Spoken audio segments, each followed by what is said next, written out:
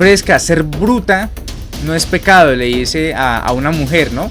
Este es el típico izquierdista, ¿no? Que supuestamente ellos defienden el feminismo, ¿cierto? Hasta que una mujer piensa medianamente distinto a ellos. Ahí sí es que es una, como la describí ahí, es una tal por cual. Y tenemos otro tema demasiado importante, y es que Petro nombra a un nuevo ministro de Educación que es un completo activista. Ya vamos a ver, y es una persona completamente grosera, que falta de educación. Es el activista Daniel Rojas, una persona abiertamente socialista, no sé si comunista, pero sí sé que él es bien de izquierda y se ha identificado o como comunista o como socialista, ¿no? En reemplazo de Aurora Vergara, que es la ministra saliente, a la que agradezco su trabajo y dedicación. Este es el nuevo ministro. Entonces veamos a ver qué es lo que están diciendo, ¿no? Le están restregando todos los trinos de este petrista pura sangre, ¿no? Dice Daniel Samper, el nuevo ministro de Educación, un revolucionario. Las matemáticas, Mossad, nazis, neoliberales deben ser erradicados de la economía. Y es que póngale cuidado del trino que él puso. Es una bestialidad, ¿no? Por no cortar la palabra bestialidad, ¿no? Dice, no se necesita ser bueno en matemáticas para entender bien la economía, dice Daniel Rojas. El cambio precisamente significa sacar la economía de ese marco cognitivo. Ellos se sienten tan inteligentes usando palabras medianamente complejas, ¿no? Que la gente no suele utilizar. Ellos se las dan de inteligentes y están diciendo una burrada. ¿Cómo así que no se necesita matemáticas para entender la economía? Si la economía estudia precisamente las decisiones que toman los agentes económicos. Y esas decisiones las hacen con plata y la plata se mide, se cuenta. Es completamente absurdo, es ridículo. Es ridículo el señor Daniel Rojas. Y esta es la medida, estos son los gobernantes, ¿cierto? Estos son los ministros que nombra el gobierno del cambio. Gente que se les da durísimo las matemáticas, no entienden nada de matemáticas. Porque además, para ser socialista, comunista o bien de izquierda, pues hay que ser bastante negadito para las matemáticas. Hay muchos economistas que son bien de izquierda, pero a mí me parece que es más por un tema filosófico, dogmático, no es por un tema de, espero, ¿no? De que no sepan de números. Ese es Daniel Rojas, y aquí Santiago Uribe hace un hilo de todos los insultos de la deseducación, ¿no? De lo inculto que es este señor, el ministro de Educación. Dice aquí, vamos a ver qué es lo que se puede leer, ¿no? Ahora súmele las utilidades del resto de las empresas, la valorización de las tierras, los activos en el exterior y paraísos fiscales. Ese viejo HP se está sacando un moco. No nos lo está tirando en la cara y hay quienes encima lo besan, decía Daniel Rojas en 2020, ¿cierto? El activista. Populismo burdo, barato pero efectivo, mientras en el alto de la instancia está golpeando a mujeres pobres. Mal, ya ustedes saben que porque me desmonetizan el video. Dice, los de Blue Radio son unos hijos de... Fin del comunicado. O sea, es un amante de la libertad de prensa, ¿no? Daniel Rojas dice, en esta red a gente como Fernando Posada que se hacen famosos por ser expositores de las buenas formas y la corrección política, se les cae la fachada cuando coinciden en la campaña de un imputado por corrupción, es decir, Rodolfo Hernández, con el uribismo celebrando en yates con Perico y ustedes ya han leído qué. Pero bueno, seguramente si uno va y mira los trinos de él ahorita con lo de Petro, dice, no, esa es la vida privada del presidente, ¿cómo se les ocurre meterse ahí? Son unos completos hipócritas, ¿no? Aquí le dice a Álvaro Uribe, viejo hijo de ustedes, ya saben que es una persona, como ustedes pueden ver, muy culta, ¿no? Con completamente todos los valores que hay que tener para ser ministro de Educación. Tombos, hijos de ustedes, ya saben que, en fin, ¿no? Mucho hijo de tantas. Impresionante. Tombos, es que tienen un amor por la fuerza pública fascinante, ¿no? Quisiera antes de dormir decir, Ordóñez, hijo de... En fin, este señor es... ¿Será que le podemos decir a los tombos hijos de tantas o el kinder moralista del centro vallenismo, es decir, de Sergio Fajardo, nos hace un juicio tuitero por irrespetar a la autoridad, dice él, ¿no? Impresionante. ¿Qué clase de ser humano es este señor, no? De la abundancia del corazón habla la boca. Dice Lenin Moreno, ¿no? Bueno, leamos la respuesta. Lárgate, viejo hijo de tantas. Este es el ministro de un país. Impresionante. El ministro. Y ustedes le ven la cara. Ahorita le buscamos la cara. Tiene una cara de ser una maravillosa persona. Dice, contestándole a José Félix Lafourcade, que, bueno, ese señor, ya ustedes han leído, ¿no? Impresionante. Exactamente. En el juego y en el amor se conoce el caballero. Dice, fresca, ser bruta no es pecado, le dice a una mujer, ¿no? Este es el típico izquierdista, ¿no? Que supuestamente ellos defienden el feminismo, ¿cierto? Hasta que una mujer piensa medianamente distinto a ellos. Ahí sí es que es una, como él la describe ahí, es una tal por cual. En fin, ellos son los defensores, ¿no? De las mujeres. Dice, vieja es ahora se declara impedida para investigar a Valencia Copete. Es una persona que carece completamente de cualquier tipo de valores. Ese es el ministro de Educación. Este señor es el que va a dar las directrices de cómo se tienen que educar nuestros hijos. Qué belleza, ¿no? Vicky encubriendo narcos, dice él. Contrario a la clara intención de Vicky Dávila en esta entrevista, dice en 2021, después de leerla me reafirmo en mi voto a Petro y multiplico mi repudio por el poder mafioso y corporativo del cual Vicky funge como vocera. Contra los zampones Sarmiento, que le tiene una rabia a ese señor, y compañía, ¿no? O sea, Sarmiento Angulo. No va a respetar mucho la libertad de prensa, el nuevo ministro, ¿no? Evidentemente, ¿no?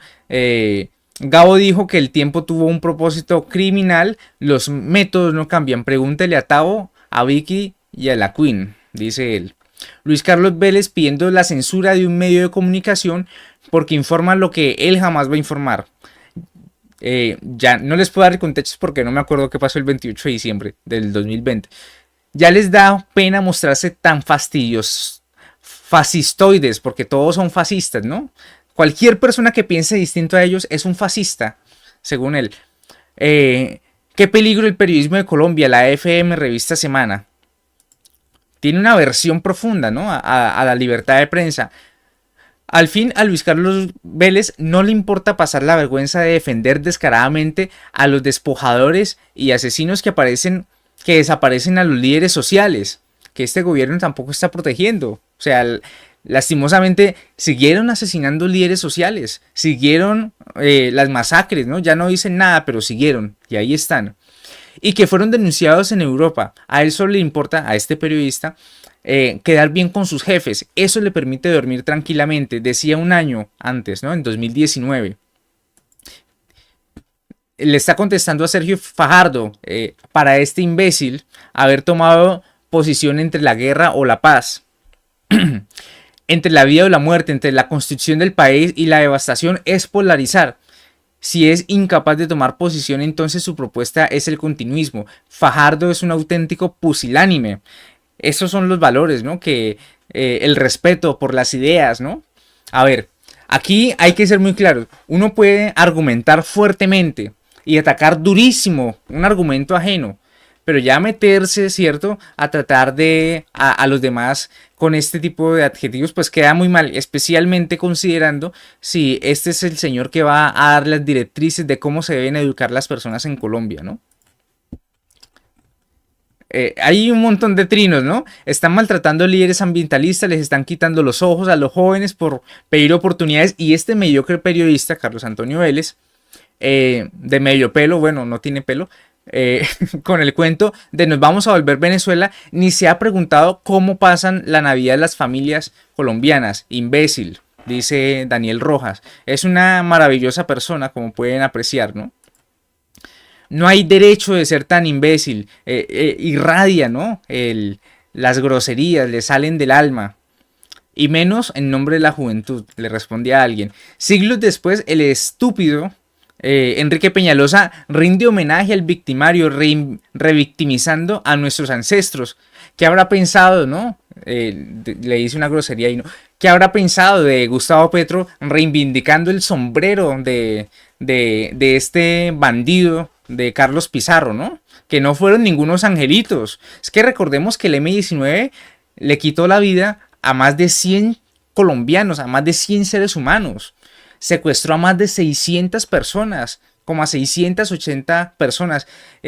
Hacía tráfico de personas con la delincuencia común. No fueron el grupo pues que se sacrificó por pelear por la democracia en Colombia. Eso es pura carreta. Eso es pura carreta. Ese es el típico golpeador que le dice a la mujer, porque te pego te amo, ¿no? O porque te amo te pego. Miren a este care... Qué vergüenza, este es el ministro de Educación. Miren a este carechimba. Por más líderes como Petro que no tienen miedo de callar ante la ignominia, que se pone del lado del pueblo cuando al pueblo lo matan, por menos pusilánimes como este payaso. A todo el mundo ataca a punta de groserías. Bobo HP. Por fin se fue el HP de Peñalosa. El daño está hecho. Y imagínense cómo van a entregar a Colombia estos sujetos, pero bueno. El daño está hecho y Claudia López no lo reparará, pasará tiempo, pero nos recuperaremos, que nunca vuelvan Luis Morales y su banda de desfalcadores, dice este señor. Vieja HP, le responde a Salud Hernández, ¿no? Tiene un amor profundo por la libertad de prensa. A José Félix Laforí dice, usted es un pobre HP. En fin, ahí... bueno, ya vamos a acabar con los groserías. Clasifica para Bobo HP, dice aquí sobre Sergio Fajardo. Uribe Paraco, el pueblo está berraco. Así reciben a este criminal. Definitivamente para ser uribista hay que ser muy ingenuo o muy paraco o muy obtuso, ¿no? Dice este señor, ¿no? En 2013. Es un asco, pero como persona. Qué asco de periodismo. El sesgo de este pasquín nauseabundo pone en riesgo la vida de personas inocentes y condena a un señor de la tercera edad con cáncer cuyo único delito es pensar distinto al dueño del tiempo. Los abogados le cobraron 30 millones a Justo. Malditos, dice él, ¿no? El militante del petrismo acusado de nexos con disidencias, ¿no? No sé qué pasaría, no sé ese caso específico, ¿no? Pero se nota evidentemente, ¿no? El ataque contra la prensa, ¿no? La mafia mediática RCN al servicio de sus dueños no desinforman, perdón. Este señor es de la línea completa de Gustavo Petro. Gustavo Petro, ahorita que, como leímos este reportaje en La Silla Vacía, seguramente tal vez empiecen otra vez los ataques contra los medios de comunicación propiciados por Gustavo Petro. Y los periodistas, a quienes respeto y valoro mucho. Yo no soy periodista, yo soy contador público. He enseñado pues toda la vida, por eso me hago llamar profe Andrés. Este señor, los periodistas, este señor los insulta, les hace un montón de cosas y ellos siguen haciendo un trabajo juicioso, no se ponen a atacarlo. Me parece a mí, no he visto pues ese ensañamiento, pues esa persecución de la que ellos hablan. Dice aquí Daniel Rojas, ¿no? Que la mafia mediática RCN al servicio de sus dueños desinforman. No es como lo califique Maduro, es lo que realmente está sucediendo en Bolivia. Así ustedes se autocensuren, lo dice Corbyn, lo dice Insulza, lo dicen los demócratas del mundo. Entonces sí, para ellos ningún medio de comunicación sirve. Esa es una táctica de la izquierda que ha permeado la sociedad mi generación. A mi generación nos enseñaron todos estos izquierdistas a que ningún medio de comunicación servía. Por lo tanto, crece una generación que no ve noticias. Usted le pregunta a la mayoría de la gente de mi edad y ellos no creen en ningún medio de comunicación. Y por eso es que muchos son petristas, porque lastimosamente para ser petrista a día de hoy, 2 años casi ya después de Petro, pues tiene uno que realmente no ver ningún tipo de noticias, ver por allá de pronto activistas en redes sociales o ver únicamente los discursos del presidente Petro, donde todo es una maravilla y donde todo está bien, y todo lo que está mal, pues es del gobierno anterior. Entonces, bueno, eso es lo que este señor plantea. Ese es el ministro, esa es la calidad de persona que va a dirigir el Ministerio de Educación, que además no tiene ninguna experiencia en el sector educativo. Ese señor no tiene ninguna experiencia en... Claro, porque, o sea, para ser ministro en el gobierno de Gustavo Petro hay que ser simplemente un activista. Este es Daniel Rojas. Vamos. Ah, pues aquí está la imagen, ¿no? Ahí no se alcanza a apreciar del todo, pero ese señor usted lo ve incluso no en fotos, en un video. Siempre está haciendo una cara terrible, se nota que es un mal ser humano, independientemente de lo que ya leímos, ¿no? Ese es Daniel Rojas. Vamos, acá está Daniel Rojas Medellín. No tiene una buena cara, ¿no? Ese es Daniel Rojas. Abraza a las mujeres, ¿cierto? Que comulgan con su causa, a las que no las trata de brutas, imbéciles, idiotas. En fin, ese es el valor moral del petrismo. Entonces, este señor no tiene ni siquiera la experiencia para el cargo. No está capacitado para ejercer el cargo.